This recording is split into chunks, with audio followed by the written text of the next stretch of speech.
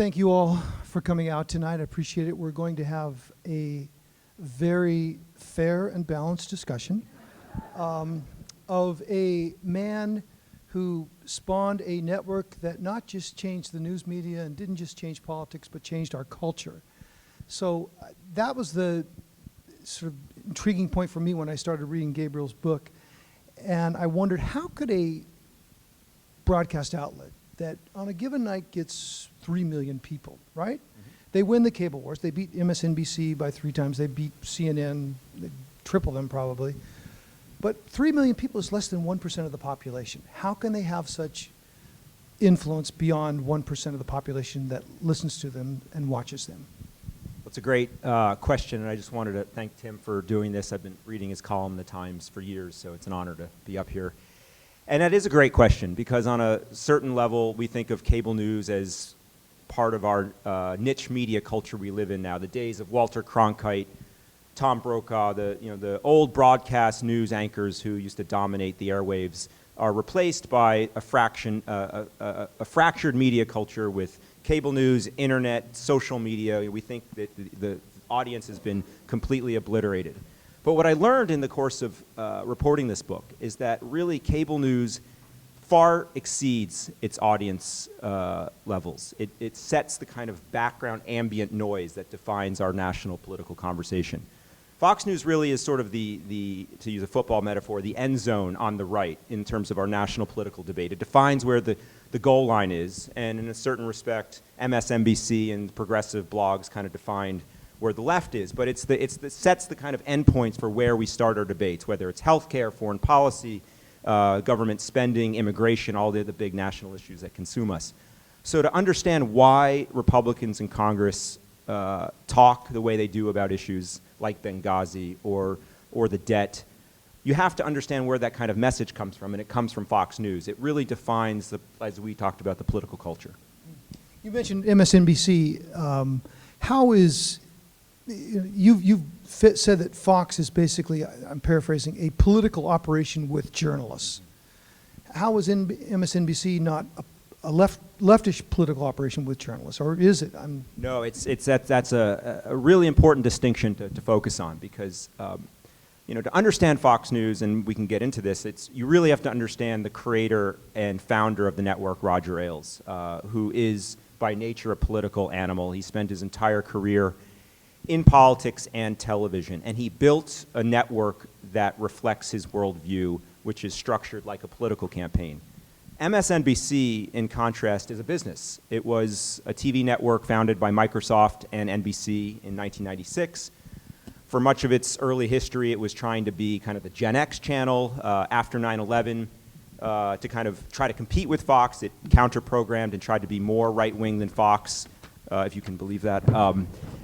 And then only in about 2004, 2005, when the kind of left's outrage at Bush was reaching its apex, did Keith Olbermann find an audience on the left. So MSNBC, as a business decision, kind of stacked its lineup with progressive voices. But MSNBC is essentially a media company that tries to appeal to a progressive niche. Fox News is a political organization that exists to advance Roger Ailes' agenda, and that's ultimately why it's so much more powerful, because it doesn't play by journalism rules, it plays by political rules.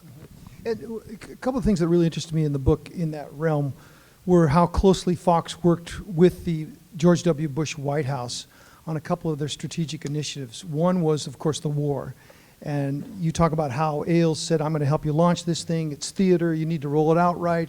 Roll it out in the fall. We'll be cheerleading for you.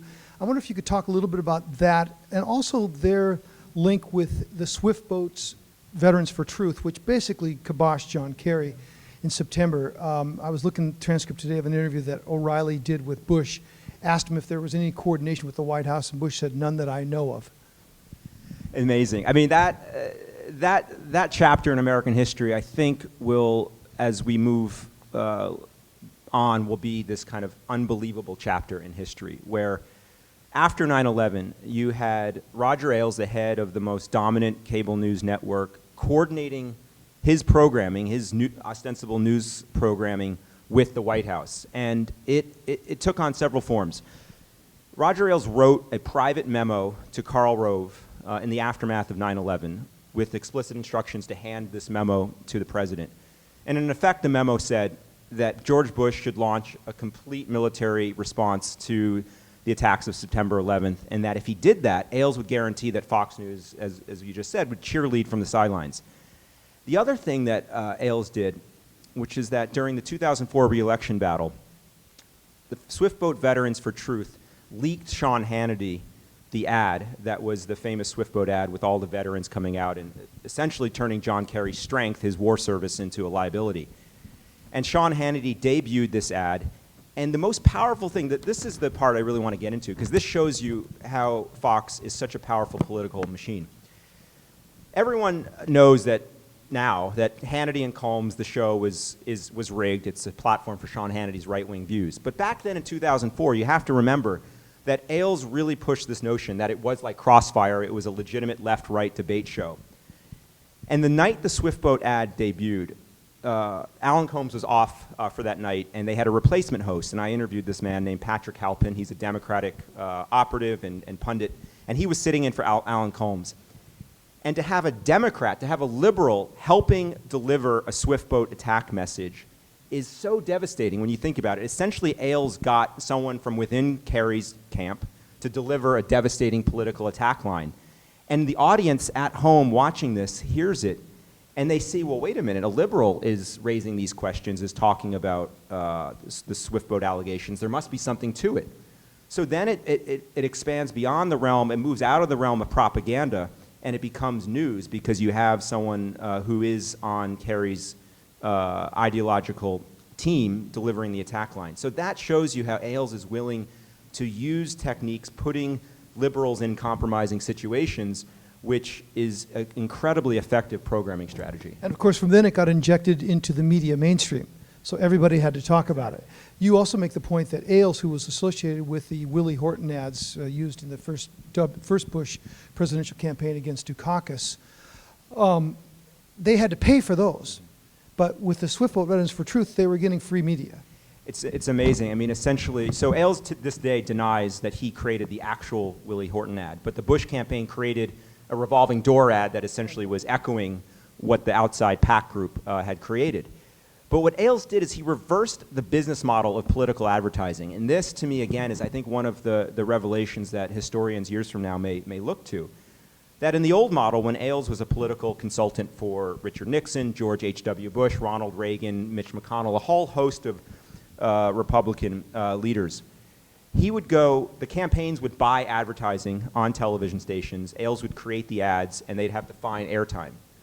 But with Fox News, Ailes created a business where advertisers pay him. Fox News generates $1 billion of profit a year. Cable systems all over the country, Time Warner, Comcast, all of those big cable companies pay Fox News hundreds of millions of dollars to carry their programming. So essentially, Ailes has monetized political advertising. He's reversed the economics so that instead of having to buy airtime, people are paying him. And I think that is a testament to his savviness as an entrepreneur. I mean, it's a great business story, regardless of the politics, regardless of the ideology.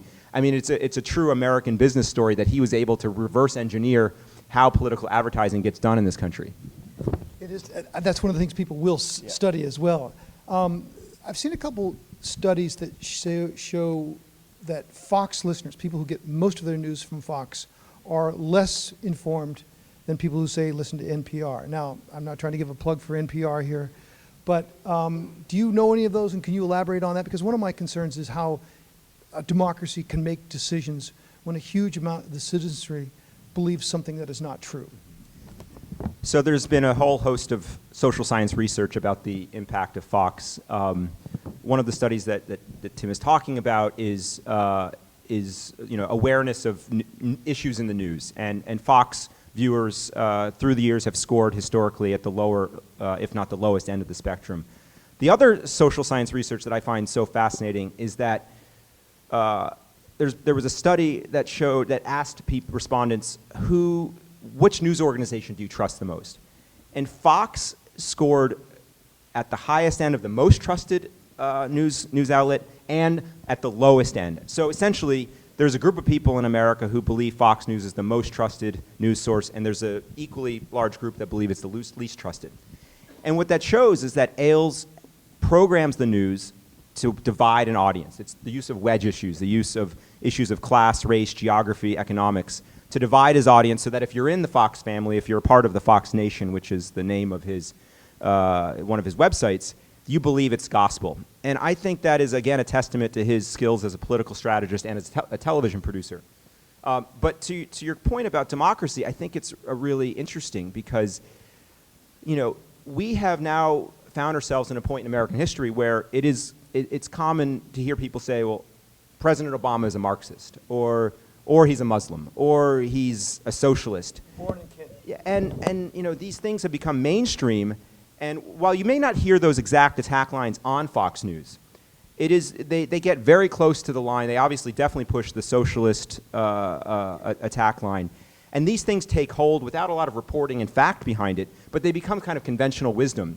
And again, this is a part of that original point I was making about cable news, about essentially seeding the culture with a style of discourse, I think, that has mainstreamed a very kind of extreme politics, both on the left and the right. But I think that is a part of Ailes' legacy, is that he's mainstreamed that style of politics. And fascinating point, most people don't know. I was just looking up this figure the other day. Government has grown less under President Obama than any president back to President Eisenhower.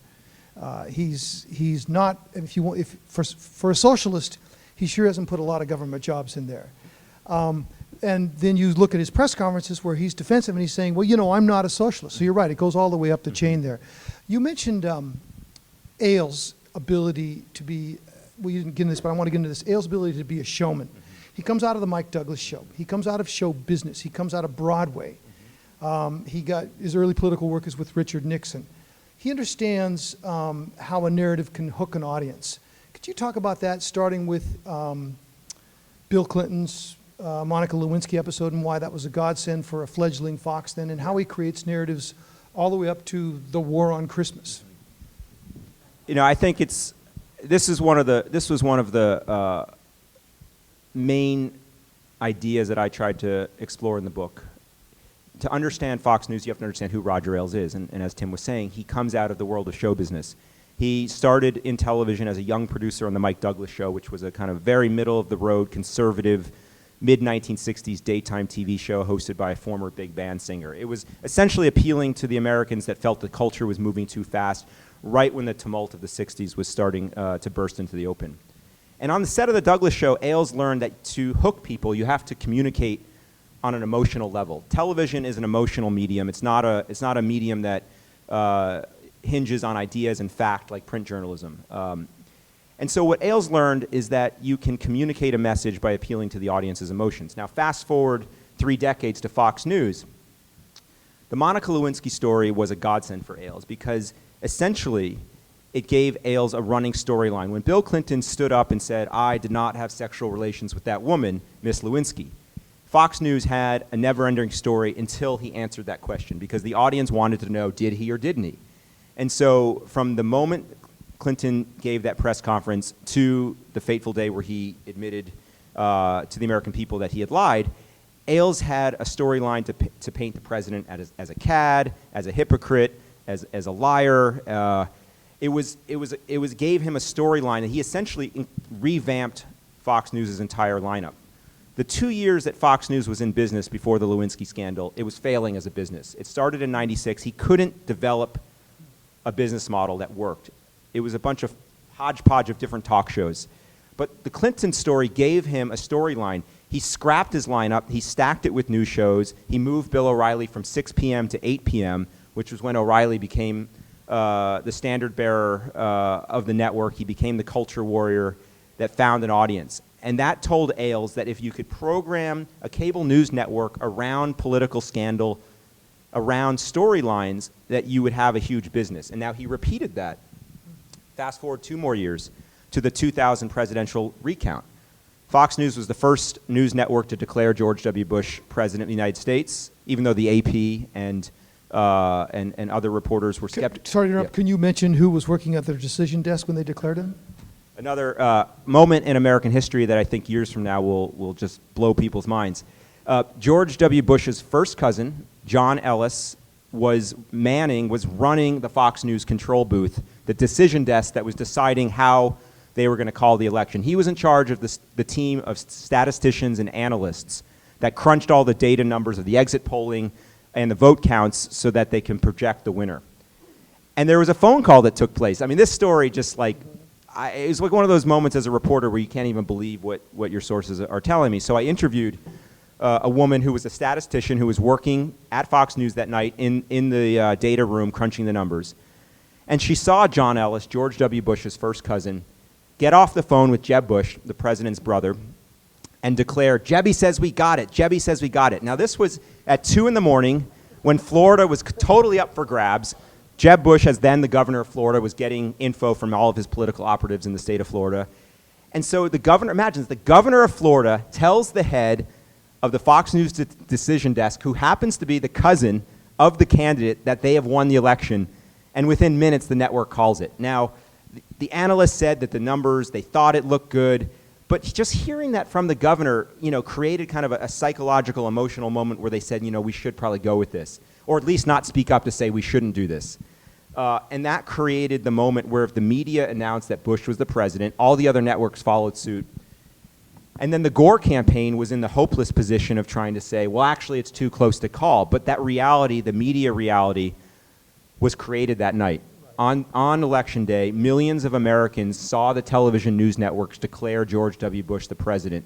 And television is a powerful medium. When you see a news anchor sitting behind a desk saying something, Americans don't think news people are supposed to lie to them. They think that that's the truth. So Gore becomes the sore loser. Exactly. So the narrative is that Al Gore now is trying to steal the election back, reverse the rightful decision. And so Fox News had a storyline, which they stuck to from the 36 some odd days between Election Day and the Supreme Court decision that stopped the recount. Now that use of narrative, that use of storylines was repeated months later on the tragic day of September 11th. Because on the very day 9/11 happened, Ailes had a storyline that this was the second Pearl Harbor, that America was engaged in a worldwide struggle. Even though it was a stateless group that attacked us, it was an act of terrorism. Ailes framed the debate that this was an act of war. And everybody, from Republicans on down the line to Democrats, got on board with that storyline. And if you tried to speak up against that storyline, I mean, if you all remember that moment, those months and years after 9/11, if you spoke up against the war, you were branded as a traitor, as a dissenter, as unpatriotic. That was the time when everyone went out and bought flag pins. Everyone put "I support the troops" stickers on their cars. I mean, it was this patriotic climate that was not only created by Fox, but by Ailes pushing it so aggressively, the other news networks adopted that tone. One more thing on that. O'Reilly actually went on the air and said, and those of you who oppose this thing, and I'm talking to you, Barbara Streisand, and your type, I'm putting you on notice. He actually said the words, "I will consider you an enemy of the state." Right. I mean, that kind of rhetoric, again, it's the mainstreaming of that kind of extreme rhetoric that I think has changed our culture. But you didn't explain this amazing and confusing phenomenon of the war on Christmas. So to understand, we can get into this, but this is one of the questions I wanted to answer in this book. Is Fox News real? Because Jon Stewart and Stephen Colbert and a lot of people who satirize Fox, paint it as a show, as a circus, that it's just cynical television. And so I wanted to figure out, is it real, or is it just crass entertainment that Ailes is laughing all the way to the bank and taking his audience for a ride? And so what I learned is that, yes, the big revelation from this book is that it is real. Roger Ailes is a committed conservative. Fox News exists to advance his agenda. We can get into what his agenda is. But he's willing to use show business techniques and cynical show business techniques to keep his audience hooked. And the War on Christmas is a classic example. And this is one of my favorite stories in the book. It's a story that his brother, Robert Ailes, told me. That Roger Ailes was sitting around years ago thinking of ways to drum up interest in the network, how to get his audience on board. And he looked out at the American landscape, and he looked at the demographics, and a vast majority of Americans celebrate Christmas. So Ailes essentially looked at it like a marketing and advertising person. He said, well, America celebrates Christmas. I'm going to be the pro-Christmas channel. I'm going to make Fox News the pro-Christmas channel, and I'm going to make the other networks kind of scrap for the remaining slice of the audience that doesn't celebrate Christmas. So the war on Christmas is a storyline that you see pop up every Thanksgiving season, that all of a sudden, we're engaged in a plot to steal the joys of Christmas from the American people, and Fox is the avatar that's defending it and speaking up for the right to celebrate Christmas. And it's worked, and it's become now an annual tradition. But it's an example of a way that Ailes has used a storyline, created a marketing strategy to advance his political agenda. How much does that go to the sense of victimization and marginalization that the audience has? I mean, you make a really good point in your larger portrait of Ailes, that he's one of these me against the world guys, that he came from small town Ohio and he's fighting against the elites who don't get him, and his whole life is that, and he feels that he's standing up for this little guy, and O'Reilly says the same thing, I'm looking out for you. Can you talk about that a little bit? Yeah, I mean, just to back up a little bit to give some context of how this book came together. I've been covering media for a decade. I'm fascinated by how media transmits power, how media is a form of power in American culture. And Fox News, for this generation, is the most powerful force to come along in the American media. So I set out 3 years ago to write a history, what I thought would be just sort of a chronological history of the network, how Ailes built this phenomenon. And very early into my reporting, I realized that the only way to tell this story is through the life and career of Roger Ailes. He's not someone who's well known to the wider American public. He's been a man who's been behind the scenes. But his power over American culture is vast, and most Americans should know who he is. And he's a man who was born in 1940 in Warren, Ohio. It's a factory town outside of Youngstown, which is was the hub of the American steel industry. It was one of those towns where in the 1940s and 50s it was booming. The factories were churning out cars, steel, parts, electronics. I mean, it was kind of a portrait of the triumph of the American middle class. Now, Roger Ailes' father was a factory foreman, never went to college, was, in Ailes' telling, pushed around by the college boys who ran the plants. And Ailes took from that experience kind of an antipathy to the college-educated elites. He saw his dad pushed around, and he vowed that he would never be one of those guys. He would never be one of the guys who's pushed around by the elites. The other experience that seared that sense of grievance and resentment was working for Richard Nixon.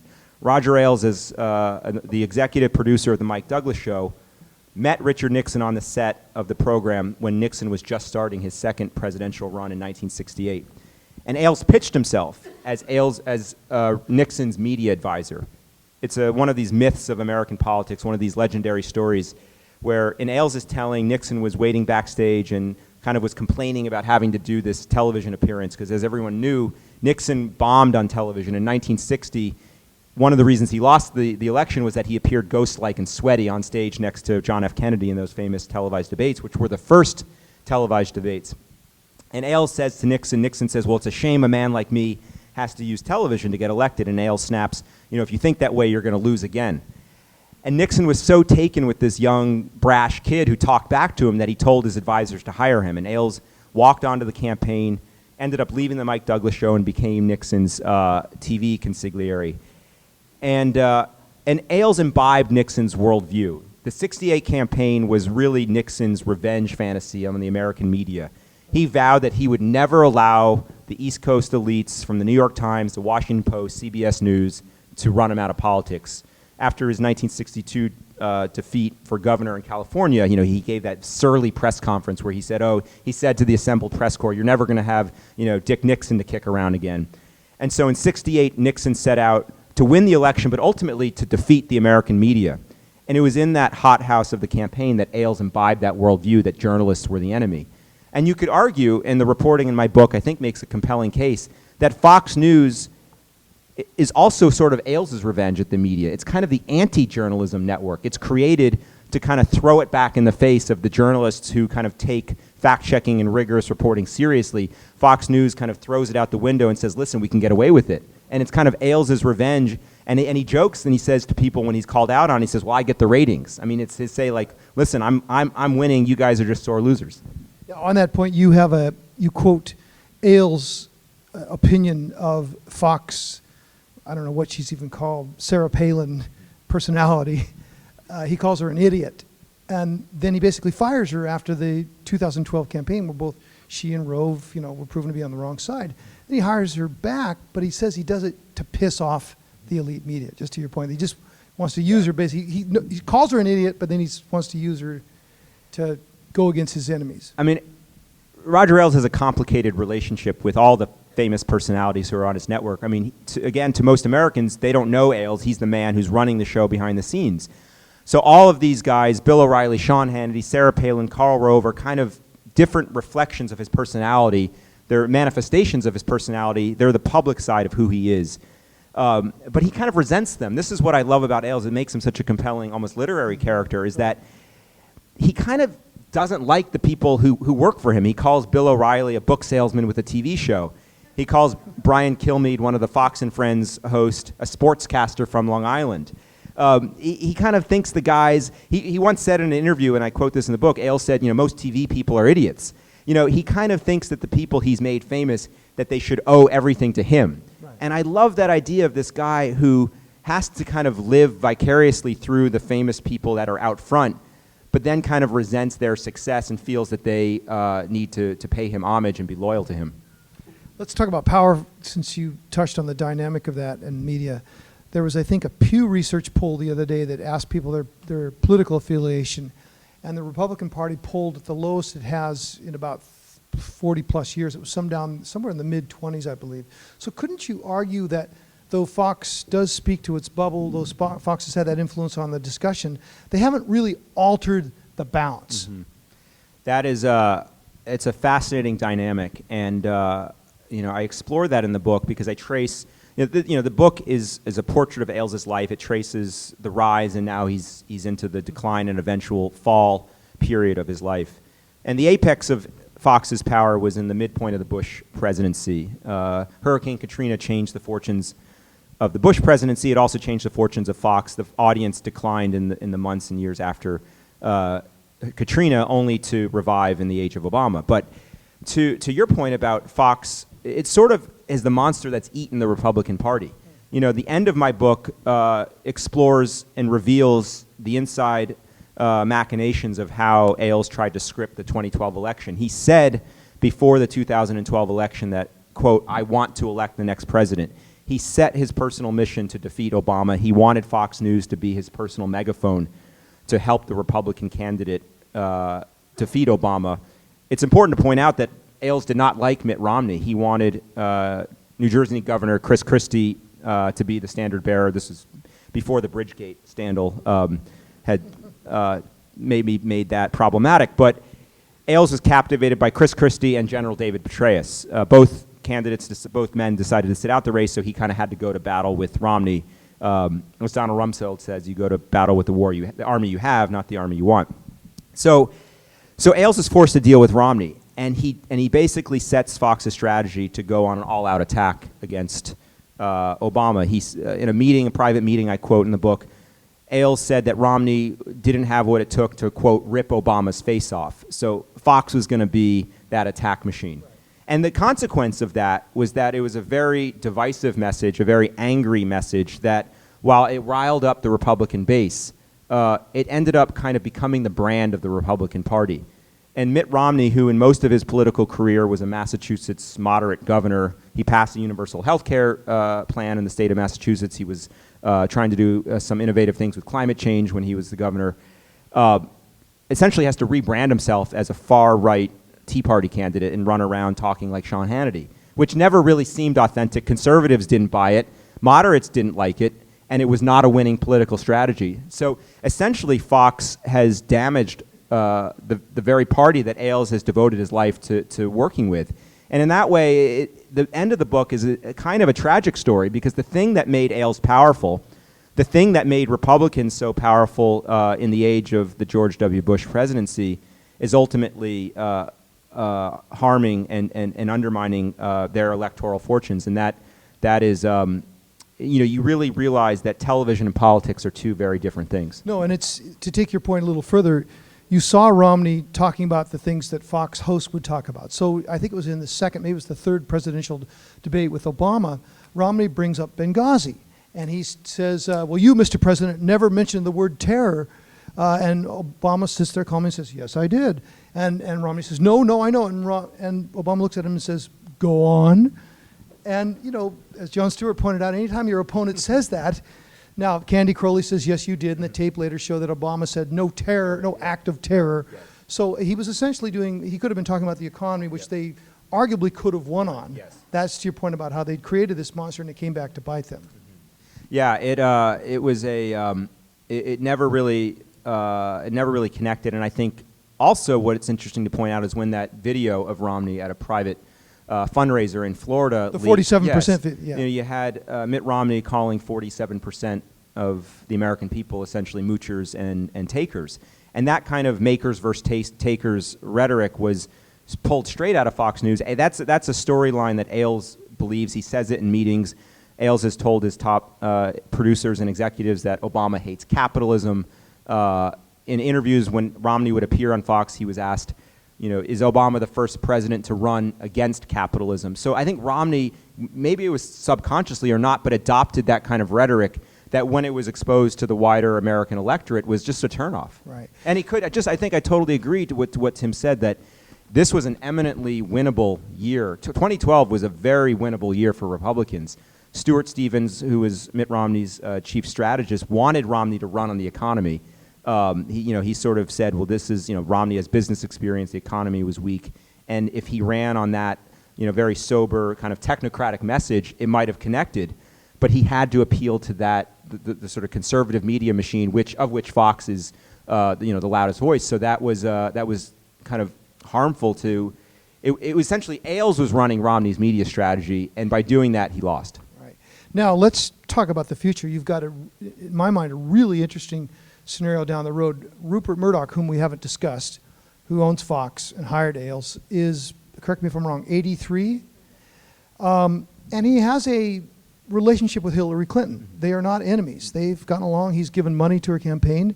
I was watching Fox tonight in advance of this, and they were going easy on Hillary, saying she's going to have to fend off people on her left. Is it possible you could have a scenario in the next election where Fox would essentially be a mouthpiece for Hillary? Well, it's not as far-fetched. First of all, I don't think it will happen. As long as Ailes is, but it's not as far-fetched as it might seem. Ailes will never let it happen. That said, in 2008, Hillary did forge a strategic alliance with Fox during the contested primary with Obama.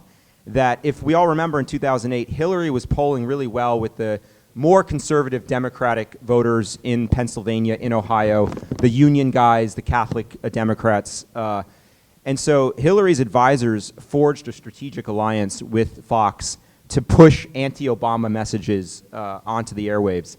And MSNBC, which had kind of gone into the tank for Obama, the Hillary campaign had wanted nothing to do with. So they triangulated and forged this alliance, and they were able to prolong the primary. So there has been history between Fox and Hillary. And Hillary, if you can say one thing about the Clintons, they are savvy political creatures, and they will make alliances with anyone who can help them get to what they want. Well, let's stay with the future. Ailes himself is 73, and he doesn't look like a man of robust good health. The audience, as has been pointed out repeatedly for Fox, is old and getting older. Where does this thing go in 10 years? I mean, with Ailes, for this two-part question, first of all, with Ailes out of the picture, what is it like? Eventually, it's Ailes and Murdoch out of the picture. Does the machine keep running? And where does it go with the audience it has now? Or do they have to reconfigure it? I sort of end the book on a note of sadness because, Ailes is turning 74 in May. Fox really is the long tail of the Nixon silent majority audience. These were the people who saw the culture cleaved in '68 and were on the side of law and order and trying to preserve the status quo, did not want more voices entering the American political conversation. But that audience is aging. I mean, the median age of Fox's audience is in the late 60s. And Ailes has shown an inability to attract younger viewers. He has almost disinterest to the point of disdain of the internet. He jokes about, Facebook. Why do people, need to, post their status updates and tell people they're going to the bathroom or whatever they're doing. I mean, he almost like just laughs off the internet. And so Fox, I think, really it's an actuarial game at this point. And but it's sad because but they're producing $1 billion a year in profit, so it's got an incentive to keep going for the corporation. You know, he has made a incredible business out of this demographic that used to control American politics, but is aging out. And you know, to your point about what happens to Ailes afterwards, I mean, or happened to Fox after Ailes, Right. You know, the entire network revolves around him. And we haven't gotten quite into how it works on the inside, but the best shorthand to think of it is it's a cult of personality. Mm-hmm. All of the executives and the producers who work there serve at his pleasure. They when they go to produce a segment, they think about what he would want to see on the screen. And so without him, you take him out of the picture, and one of his closest confidants described it to me as a Lord of the Flies-like situation. I mean, it descends into just chaos and infighting. And so, I mean, it's a very successful business. As we said, it generates an incredible amount of money. But without the creative life force there, it will be something very different. It can't exist in its present forms without him. It was compared in the New Yorker review of your book to William Randolph Hearst. Is that an apt comparison? You know, as a reporter, this was like a dream book to work on because I like stories that have character and they're human stories. And Ailes is this incredibly larger-than-life character that you almost, as a reporter, have to kind of shake your head to remind yourself that he's a real person and he's not something out of a movie. You know, he has a mansion, a compound in a small rural town in upstate New York, about 60 miles north of Manhattan. And he built a security bunker under the mansion that one person who was in the bunker described it to me as having a 6-month supply of food. He has so many Citizen Kane-like attributes. He has a German Shepherd that he's trained to patrol the perimeter of his compound, so when he arrives in his SUV from Manhattan, he lets the dog out of the car. It runs around the property prowling for intruders, and when it reports back, him and his wife and his young child get out of the car. He has these eccentric fixations on security and obsessions that make him this incredible character to write about. And I think that's one of the reasons why, again, Fox News is more than a media company. It's a phenomenon because it's run by a man that he's not a normal person, and I say that in the best terms. I mean, he has so many cinematic-like qualities. And the people who work with him are both in awe of him and terrified of him. I mean, he's a charismatic leader. The psychological power that he has over both his producers and the people who appear on camera, the talent, again, makes Fox almost, it's hard to describe it, almost as a spiritual organization. It is everything that comes out of his head winds up on the screen. Yeah, you did a terrific enough job in the book that I kept thinking of these literary characters as well, that he is in some ways a tragic figure, in some way a victim of his own animus towards all these people. It's worth pointing out, too, that you note in your book that he really believes all this stuff, that Glenn Beck, who was arguably his most incendiary host, famously said Barack Obama hates white people. You say in your book that Ailes believes that, for example. Yeah, this is something we touched on earlier, and this was the big revelation for me as a reporter. This was one of the central questions I wanted to answer. Is Fox real or is it a circus? And undeniably, it's real. Roger Ailes is a conservative, has very extreme views on economics, on immigration, on race. He agreed with Glenn Beck. So after that now infamous segment on Fox and Friends, when Glenn Beck said that Barack Obama has a deep-seated hatred for white people, the next morning Ailes came into his news meeting, and that day he told his top team, well, yeah, he's right. He basically said, what's the big deal? Ailes believes climate change is a hoax. He believes it's a worldwide conspiracy to get control of America's resources. He told a politician that to solve America's immigration debate, he would send Navy SEAL trainees to our southern border with explicit instructions to shoot and kill anyone who comes across. He would actually, in Ailes's telling, he would want to make it a condition to actually graduate from SEAL training the recruits would have to bring back a dead body. I mean, shocking stuff. And I was shocked by it because, you know, everyone wonders, well, you know, are these guys who, you know, go on television and they're, you know, performers, are they actually believing what they're saying? But in Roger Ailes' case, you know, he says these things in private conversation. And when they leak out, you know, the things that came out in my book and in, you know, in earlier accounts, you know, Ailes' default defense, whenever he's kind of exposed for being a right-wing icon, he says, oh, I'm just joking. Because he knows that this stuff, when it's exposed to daylight, to a broader, wider audience, plays very badly. But these are his committed, at least, beliefs that he outwardly expresses. And I think my book really just wanted to answer and just, you know, to document in a measured, in a nuanced way, who he is as both a thinker and as a television person, as a political strategist, so that you know, readers now and future generations and historians can see what kind of political voice he created in American life. And this is the great conundrum of the Republican Party right now. You touched on this, that Reince Priebus, the Republican chair, said after the election that we've got to find a way to outreach to Latinos, we've got to find a way to talk to these people without it sounding like we hate them. And yet their media arm wants to, you know, Herman Cain said, I'm going to put alligators in this giant moat and have them eat Mexicans as they come across the border. Others said they're going to have an electrified fence. And there were Republican Latinos in Texas, I interviewed them, who said, when you hear that kind of hate talk, it's basically coming right at you. So that's the problem. The media wing is saying one thing, and the party can't reach out to this emerging, not quite majority, but soon to be part of the plurality of the American electorate. And what I find so fascinating, and this kind of puts Ailes' life into the context of being, you know, an American icon who has changed the culture, is that after Richard Nixon was elected president, Ailes gave an interview in which he envisioned a day, this was in 1969, Ailes said that he envisioned a day when television would replace the political party, that the party machines, the old organizing machines that got people to turn out were breaking down, the machine politics were breaking down, and the new mass organizer of the 20th century would be television. And in that way, Ailes is sort of a prophet because he delivered on that vision. You know, when he was a 28, 29-year-old kid, he said, I see television as the force to get people to vote.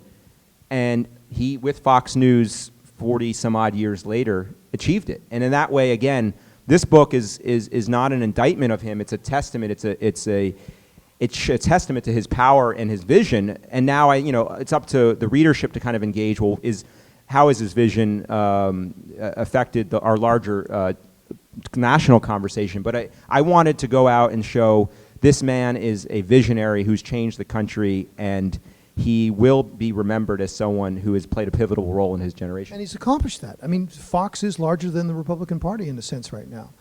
Yeah, I mean, it's surpassed the Republican Party. I mean, Ailes sort of has disdain for the party, as we touched on, that he has kind of disdain for some of his anchors. You know, he joked after Romney's hapless campaign, which, you could argue Fox's message had a role in creating. Ailes joked that the GOP couldn't organize a one-car funeral. So, he runs an organization that he feels is better run, is more powerful than one of our two political parties.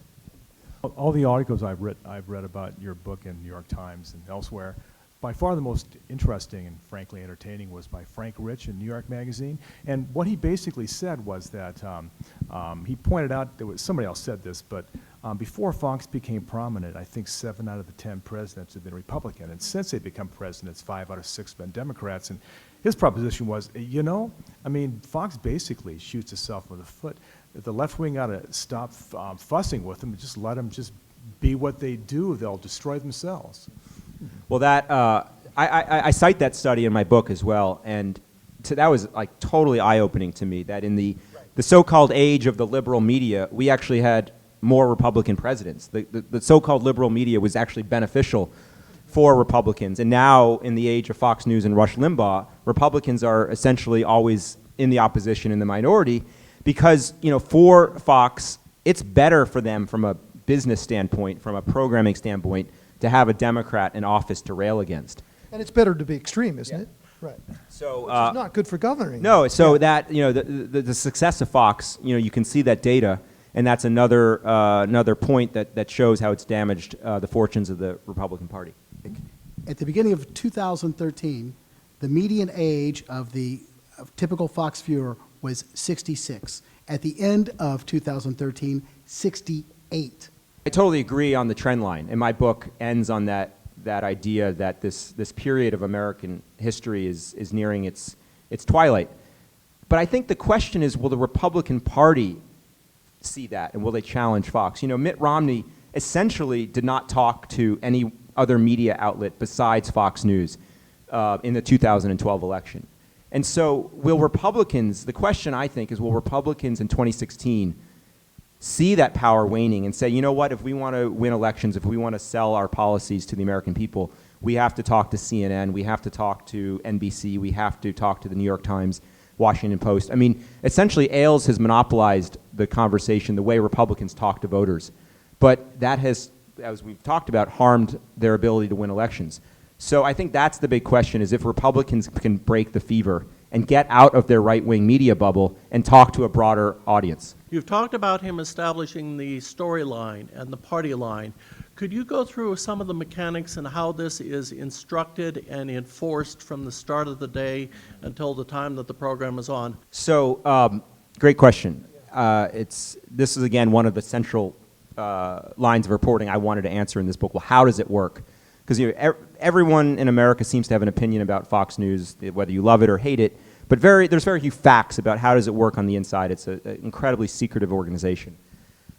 So in a nutshell, the way it works is that there are 2 meetings a day. Roger Ailes has an 8 o'clock morning news meeting that takes place in his office, which is on the 2nd floor of Rupert Murdoch's headquarters in Midtown Manhattan, where he assembles his top producers and news executives, and he monologues about the news. So Ailes will come in and he'll monologue about whether it's Benghazi or healthcare or the debt deal, and he'll come up with a tack line. So one of his lines about green energy is that, you know, no one has been killed from nuclear power, but 15 people have been chopped up by those damn windmills. And so he'll essentially kind of do a stand-up comedy routine, and his top news guys will listen, and they kind of listen in silence. He can be terrifying in meetings. One of the meeting goers likened him to the T-Rex in Jurassic Park. You know the scene when they're in the Jeep, and one of the scientists says, you know, if you don't move, they can't see you. Well, that's the way these grown men who make 6-figure, if not 7-figure salaries, kind of sit there. I love that scene in the book. Yeah. So they sit there and they kind of absorb his lines, and then it filters out through the organization throughout the day, which is why you see, the graphics at the bottom of the screen. They're called chyrons in the cable business. They'll ask questions. So Ailes will say it's more effective. If you want to make the point that Obama is a socialist, it's more effective as a political message to ask it as a question. So you'll see on Fox News, they'll do an entire segment around, is Obama a socialist? So you'll see that graphic at the bottom of the screen, and it will be, is Obama a socialist, question mark. And then you'll have 2 people debating it.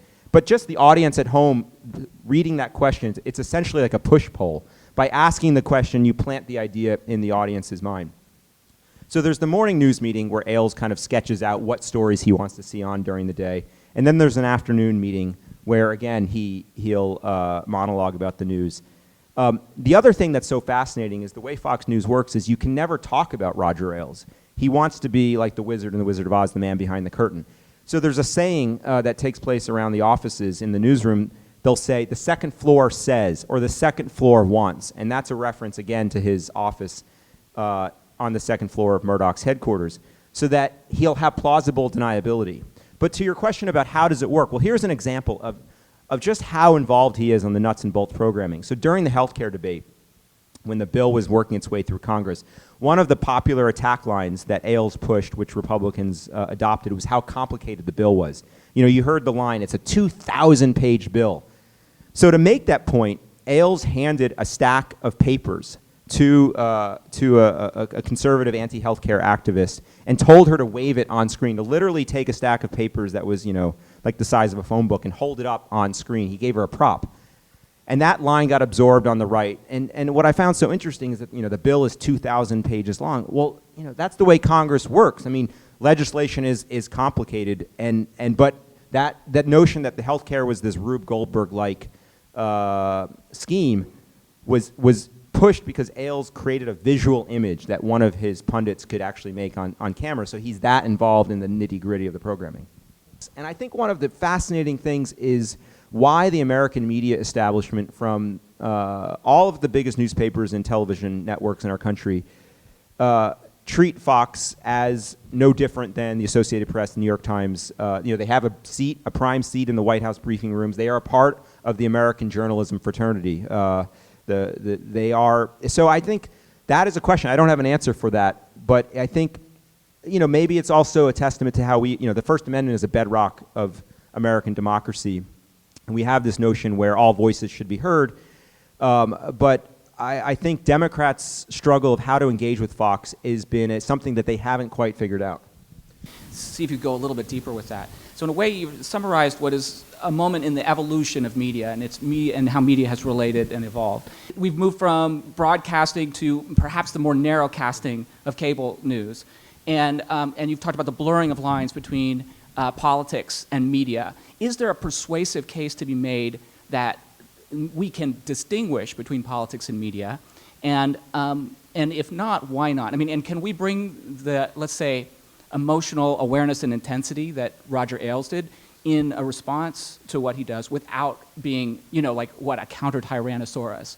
And then finally, where do you see this going in terms of in internet journalism and so on?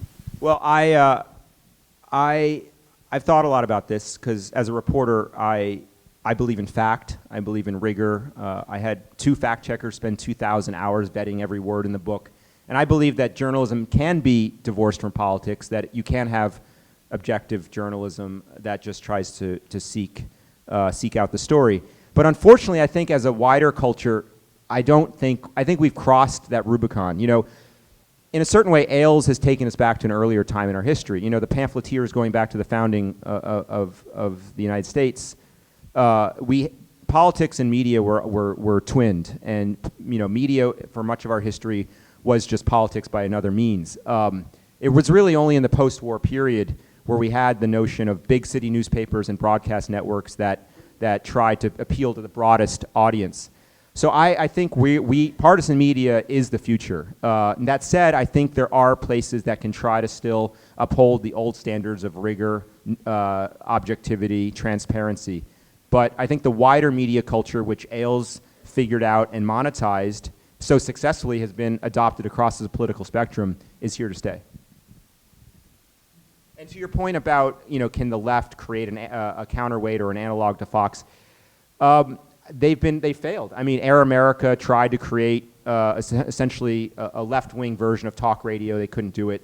I think there is still the left is still waiting for their version of Roger Ailes. They just haven't found him yet.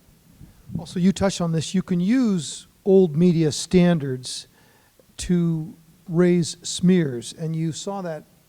Sean Hannity will say, so questions have been raised about the president's birth certificate. I'm not saying he isn't an American, but what about these questions? And so you just bring this thing in. It's a very old, simple, kind of, knuckleheaded way to introduce one of these things, but you can do it and seemingly bring in professional news standards just to inject it in there. Yeah, just by, like we said, just by asking questions. And then the cryon says, Obama, is he American? Yeah. Panel will discuss. Right. The area where I think Fox has been the most perhaps frightening is in just the ability to completely deny facts and change the dialogue, particularly around something like climate change. When they call climate change a hoax, it makes other media organizations think that they have to have some kind of false equivalence where, like, if one scientist says it's a hoax and 99 say it's not a hoax, they still get equal airtime. And I've even the New York Times has been pretty weak in terms of covering climate change issues until, just recently it's starting to change. But if we're still calling it so-called climate change until the very recent past, then Fox has really changed the dialogue on that so skillfully that we can't pass any meaningful legislation on this issue. So how does the real media fight back when we can't even agree on a set of facts at all?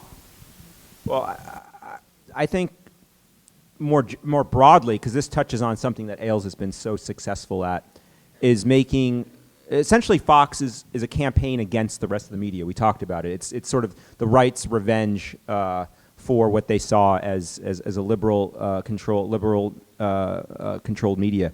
So he's made the rest of the mainstream media essentially try not to show their bias, to feel guilty about covering issues, whether it's climate change or foreign policy or government spending.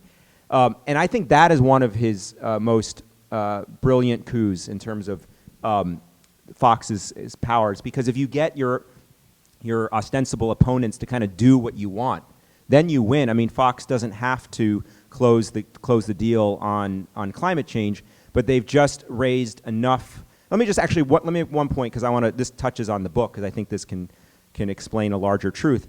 So I spent 3 years reporting this book. Ailes did not want this book to happen. I tried to interview him more than a dozen times. He declined. And not only did he decline, he went out after I had been at work on the book for more than a year and teamed up with another writer who had written a glowing biography of Rush Limbaugh. And he rushed out a sanitized, essentially a hagiography of himself that came out last February, written by another journalist. And what that shows is that Ailes essentially tries to kind of muddy the waters, right? So if he doesn't want my book to connect with his audience, well, there's a competing book, and then his audience is saying, well, we don't know what to believe. And so it's this idea that there is no kind of verifiable truth. There is no fact that we can all grasp onto, I think, has been one of his crowning political, the achievement of his strategies. And so you see that on a sort of micro level with myself in this book, the way he's done it with big issues, whether it's climate change or all the other issues that we've been debating as a country. And that all you need to do is fight to a tie. You don't need to win. You just need to fight to a draw, and then it's a debate. And if it's a debate, then he's winning. And in fact, on climate change, you have people on the House Republican side running panels on science and technology who don't believe in evolution or climate change. And they are, in some ways, direct results of Fox, because they go into the echo chamber and deny it. So it's not just the press. You now have elected people in these many gerrymandered districts who are now on the committees that are deciding that legislation, who are denying what 99% of scientists are saying. Right. So no, I'm just saying that. All right. Well, thank you all for coming tonight. He will sign books later, or Thank right you now. very In much. fact. Thank yeah, you. Great. Thank you so much. Really great. Great Thank you very stuff. much. Yeah.